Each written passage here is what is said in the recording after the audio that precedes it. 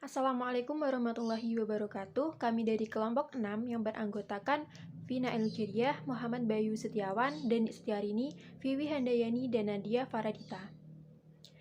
Kali ini kami akan membahas mengenai sumber pembiayaan internasional, di mana pembahasan yang akan kami bahas yaitu yang pertama ada pengertian pembiayaan internasional, yang kedua sumber dan metode pembiayaan internasional, dan yang ketiga badan yang memungkinkan terselenggaranya pembiayaan internasional. Kita memasuki pembahasannya pertama yaitu pengertian pembiayaan internasional. Pembiayaan atau financing merupakan kegiatan pendanaan yang diberikan oleh suatu pihak kepada pihak lain untuk mendukung investasi yang telah direncanakan baik dilaksanakan secara individu maupun lembaga. Dengan kata lain, pembiayaan dapat diartikan sebagai pendanaan yang dikeluarkan untuk mendukung investasi yang telah direncanakan. Nah, sedangkan pembiayaan internasional itu yaitu pembiayaan yang dilakukan secara internasional atau antar negara. Pembiayaan memiliki peran yang sangat strategis dari sisi kelangsungan usaha, dapat membantu dalam mempermudah perolehan dana berupa modal kerja eksportir dan importir. Kemudahan pendanaan bagi importir dan eksportir dapat diperoleh melalui underlying transaksi perdagangan. Atas dasar transaksi tersebut, importir dan eksportir dapat menggunakan layanan administrasi dokumen dari bank devisa sekaligus mendapat solusi pembiayaan yang importir dan eksportir butuhkan berupa open account financing impor dan ekspor.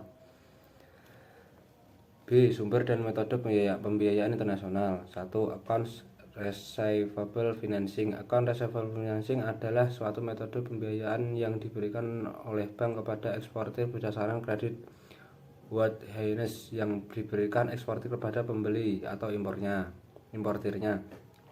Pembiayaan yang dilakukan oleh importir di luar negeri berlangsung ditransfer ke dalam account receivable financing. Dalam hal importir gagal membayar dengan alasan apapun, maka eksportir tetap bertanggung jawab untuk mengembalikan kreditnya kepada bank.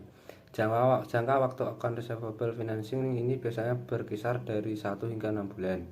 2. Factoring. Factoring dalam bahasa Indonesia diterjemahkan menjadi anjak piutang. Maksudnya piutang yang dialihkan ketika eksportir mengirimkan produk menerima pembayaran, saldo piutangnya meningkat, kecuali jika eksportir telah menerima pinjaman dari bank.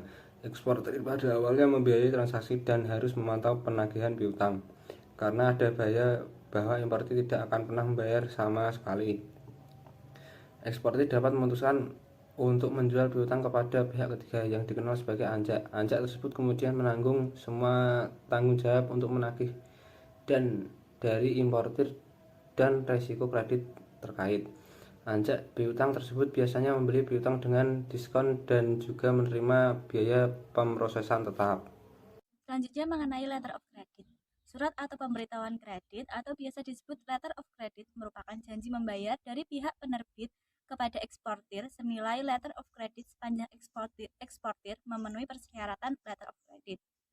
Persyaratan letter of credit adalah persyaratan berupa pemenuhan dokumen-dokumen yang dinyatakan dalam letter of credit, baik secara fisik maupun isi dokumen.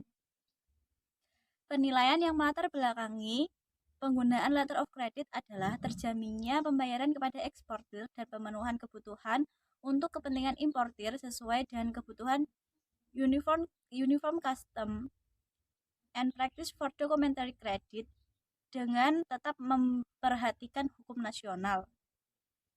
Letter of credit melibatkan para pihak seperti importir, eksportir, bank penerbit, dan bank koresponden. Namun, letter of credit adalah kontrak antara bank penerbit dan eksportir. Transaksi letter of credit melibatkan minimal 4 kontrak yang terdiri atas kontrak jual beli, kontrak penerbitan letter of credit, dan kontrak keagenan. Masing-masing kontrak bisnis saling terkait, namun secara ketentuan terpisah. Prinsip pemisahan kontrak ini diperlukan untuk keperluan kelancaran pelaksanaan letter of credit itu sendiri.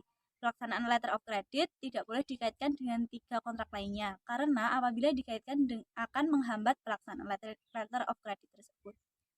Hakikat letter of credit adalah perwujudan pembayaran atas dasar penyerahan dokumen yang sesuai dengan persyaratan letter of credit. Selanjutnya mengenai banker acceptance. acceptance. Banker acceptance atau penerimaan bankir adalah wesel ditarik dan diterima oleh bank. Merupakan kewajiban bank penerima untuk membayar pemegang wesel pada saat jatuh tempo. Untuk langkah pertama dalam membuat akseptasi bankir, importir memesan barang dari eksportir. Importir kemudian meminta bank lokalnya untuk menerbitkan letter of credit atas namanya. Letter of credit akan memungkinkan eksportir untuk menarik wesel di bank sebagai pembayaran atas barang yang diekspor. Akseptasi bankir dapat bermanfaat bagi eksportir, importir, dan bank penerbit. Eksportir melakukan tidak perlu khawatir tentang risiko kredit importir dan karena itu dapat menembus pasar luar negeri baru tanpa khawatir tentang risiko kredit pelanggan potensial. Selain itu, eksportir menghadapi sedikit eksposur risiko politik atau kontrol pertukaran yang diberlakukan oleh pemerintah karena bank biasanya diizinkan untuk memenuhi komitmen pembayaran mereka, bahkan jika kontrol diberlakukan. Sebaliknya, kontrol dapat mencegah importir membayar, sehingga tanpa persetujuan bankir, eksportir mungkin tidak menerima pembayaran meskipun importir bersedia membayar. Selanjutnya adalah langkah-langkah yang akan dilakukan dalam metode Bankers Acceptance. Ini adalah sebagai berikut. Yang pertama adalah importir melalui banknya membuka LC yang ditujukan kepada eksportir atau penjual. Yang kedua, berdasarkan LC yang diterimanya, eksportir akan menerbitkan time draft yang akan disampaikan bersama-sama shipping dokumen lainnya kepada bank di tempatnya berada. Yang ketiga adalah bank eksportir akan mengirimkan time draft dan shipping dokumen tersebut kepada bank importir yang akan menerbitkan banker acceptance. Yang keempat adalah bila eksportir ingin menguangkan banker acceptance tersebut sebelum jatuh tempo, maka eksportir dapat meminta bank untuk menjual banker acceptance tersebut dengan harga diskon di pasar modal atau di pasar uang. Untuk metode yang kelima adalah medium term capital goods financing atau forfeiture. Forfeiture membeli wesel atau wesel dari eksportir. Kewajiban uang ini biasanya dijamin oleh bank importir atau pembayar. Dengan demikian, importir menemukan bahwa pembayaran harus dilakukan ke lembaga keuangan kepada eksportir.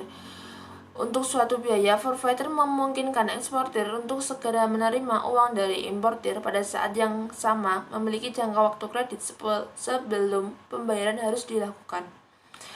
Dalam beberapa hal, forfeiture mirip dengan anjak piutang, di mana forfeiture atau faktor bertanggung jawab atas pengumpulan pembayaran dari pembeli, risiko kredit yang mendasari, dan risiko yang berkaitan dengan negara yang terlibat.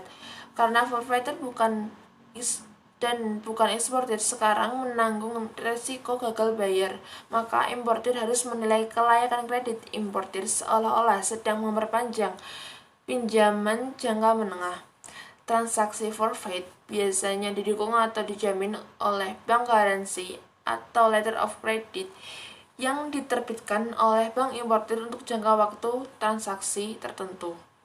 Yang keenam, ada counter trade. Istilah counter trade menunjukkan semua jenis transaksi perdagangan luar negeri di mana penjualan barang kepada satu pihak negara terkaitan dengan pembelian atau pertukaran barang dari negara yang sama. Dalam pengaturan kompensasi atau curling, penyerahan barang kepada satu pihak dikompensasikan dengan pembelian kembali sejumlah tertentu produk dari pihak sama oleh penjual. Transaksi diatur oleh satu kontrak dan nilai barang dinyatakan dalam istilah moneter. Pengaturan pembelian kembali dapat berupa sebagian kecil dari penjualan awal, kompensasi sebagian, atau lebih dari 100% dari penjualan awal, kompensasi penuh. Contoh kompensasi adalah penjualan fosfat dari Maroko ke Prancis dengan imbalan pembelian pupuk dalam persentase tertentu. Yang ketiga, badan yang memungkinkan terselenggaranya pembiayaan internasional. Yang pertama ada WTO, World Trade Organization, merupakan salah satu organisasi yang mengatur perdagangan internasional. WTO berjalan berdasarkan serangkaian perjanjian yang dinegosiasikan dan disepakati oleh sebagian besar negara-negara di dunia dan diratifikasi oleh parlemen. Yang kedua ada IMF, International Monetary Fund, merupakan organisasi internasional yang bergerak di bidang keuangan dan seringkali memberikan pinjaman dana kepada negara-negara yang membutuhkan bantuan.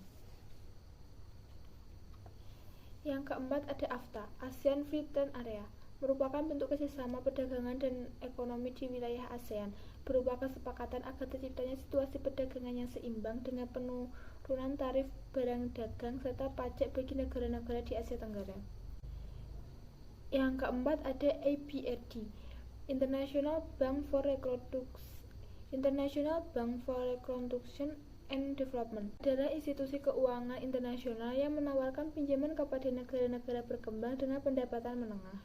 Sekian presentasi dari kelompok kami. Apabila ada kesalahan, kami mohon maaf yang sebesar-besarnya. Wassalamualaikum warahmatullahi wabarakatuh.